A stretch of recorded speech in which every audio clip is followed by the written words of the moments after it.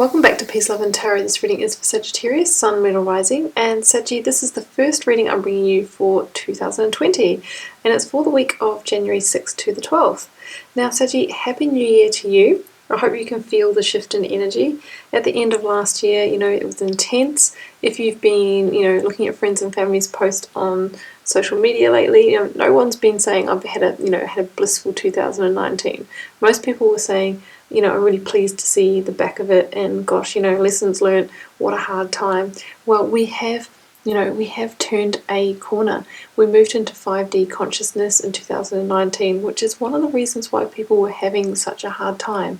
Those that resisted that change, that wanted to stay in, fear, control, victim mentality, that kind of thing, they're going to have a very hard time because there's energy shifting around them. It's bringing up everything to be purged and released, and we need to go with that. We need to surrender to that.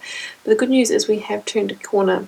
The energies are different this decade, and they're only going to expand and increase as we move through the decade. So we have for you this week, Saggy, the beautiful Answer the Call Oracle card. We have the Seven of Pentacles, King of Cups, Ace of Wands, the Chariot, the Eight of Wands, and the Magician. So I'm just going to start off by reading out that Oracle card.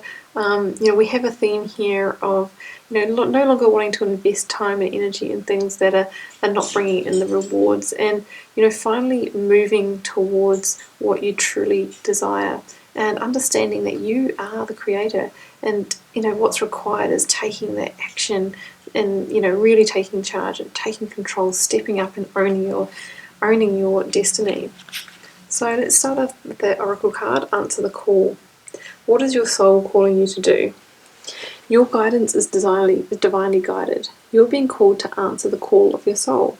It might be scary, it might not make sense, but if you trust your soul's yearnings, you will live a life beyond what your mind could possibly imagine.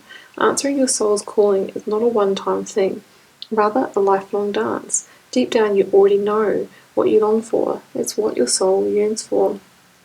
Whatever you're called to do, this is your calling. Don't overthink it. Don't wait for permission. Just say yes.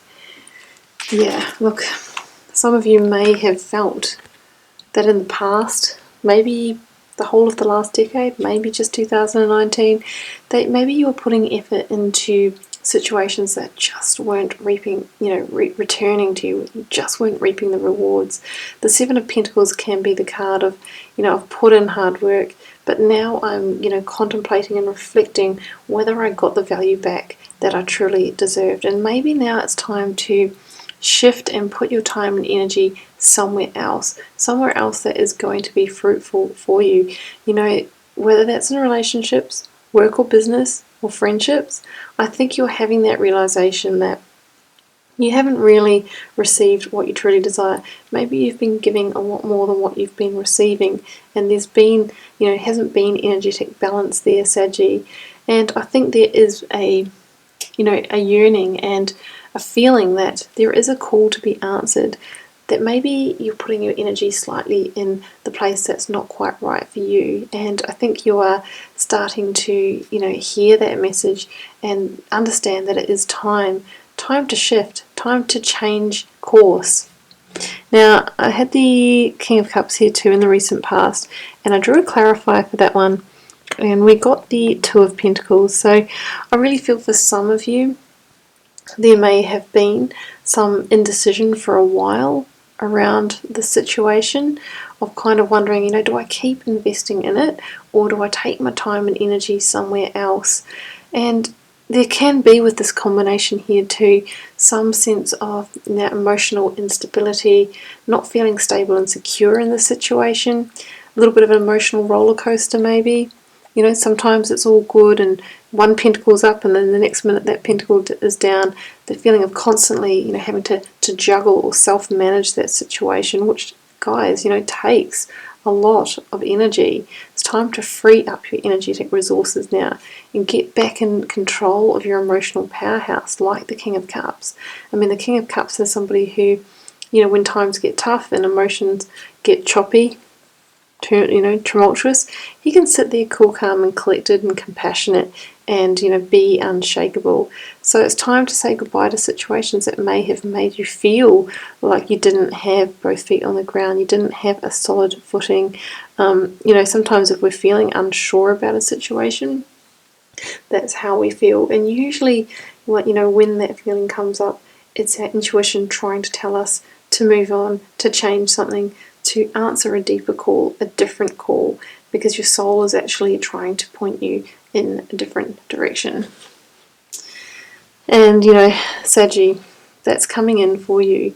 So I really feel that this Ace of Wands is you, getting reinvigorated in your firepower again. It's about getting your energy and enthusiasm back for life. Can be a spiritual awakening for some of you. Could be a passionate offer as well. But more than anything, it signifies new beginning, passionate new beginning. Getting your mojo back and going, you know what, maybe this hasn't been fruitful for me, but I'm going to start something new, and I'm going to put, as much energy and effort and enthusiasm as I can into it. And by golly, watch it expand, Saggy. There's true growth on offer here if you take the inspired action that's required. Aces as the first number in each suit of the tarot, they are the seeds of possibility and potential, but they're not materialized offers that sort of come in on the silver platter, like a job that you can walk into, or the perfect relationship just ready to go.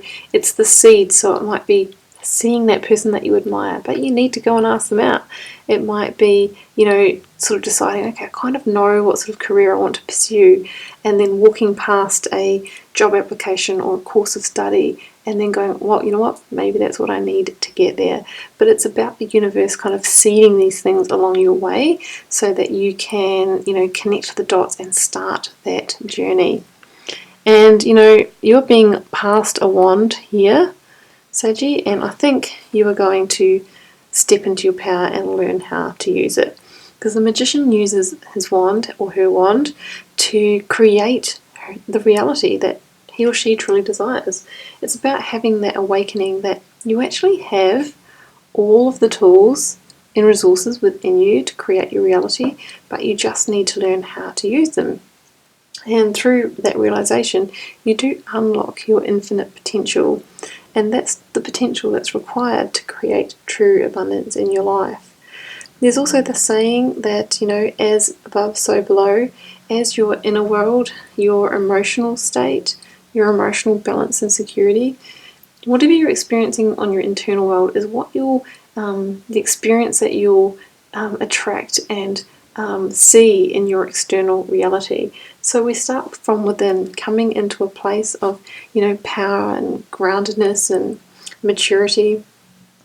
And, that's when you start to attract the people and experiences that match that. Because that's the law of attraction, guys. But it's really you waking up to the reality that you are, the conscious creator of your reality together with the universe, and you can answer whatever call you are being, invited to explore at the moment for your next chapter, for this decade and beyond. And so I see you wasting no time, but moving towards that reality at a pace. The Eight of Wands can be a message that comes in, a message that leads you to that call, to that destiny that you desire, especially through electronic means, social media, online dating, telephone call, something like that, even on holiday travels, and then finding that thing that sets your soul on fire, finding this passionate new beginning, this new fiery opportunity. Now, the Chariot also talks about coming into a place of internal balance in order to propel yourself forward at pace, because these two sphinxes here that point in slightly different directions can be the opposing sides in ourselves. That indecision again. So we need to make clear, aligned decisions on how to answer that call. And when we do so, when everything's aligned and lined up, then, we can move forward in the right direction. Because this person here doesn't have reins to guide this chariot. He just has the magician's wand again. So it's all coming back to the fact that it's your power and your intention and your will that will move you forward once everything is aligned and lined up, once you've made a clear decision of where to invest your time and energy and what call that you really need to answer to have the life, the relationship, and the potential that you truly want.